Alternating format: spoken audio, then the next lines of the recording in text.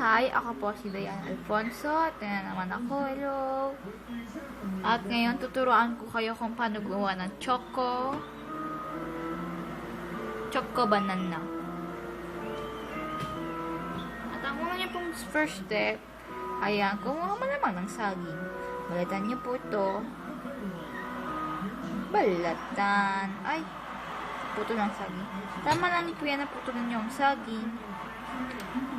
Po, yun po talaga. Pero papaalala muna bago po tayo magbalat ng saging.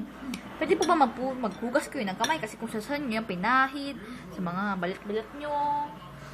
At gagamit po tayo ng kutsilyo.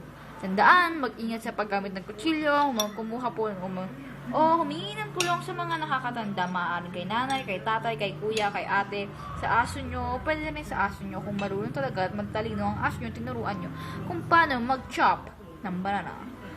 Kahit anong chop gusto nyo, heart shape. Kung talagang professional kayo, mag-heart shape na kayo.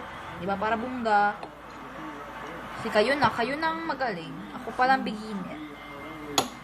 Ngayon na-slice na natin ang ating banana o ang ating patahe. Peng, peng, peng! Kuha tayo ng Milo.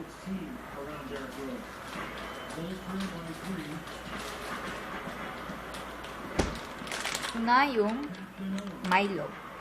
Milo, energy drink! Rawr! Patayin sa scoop. At ilalagay sa Milo.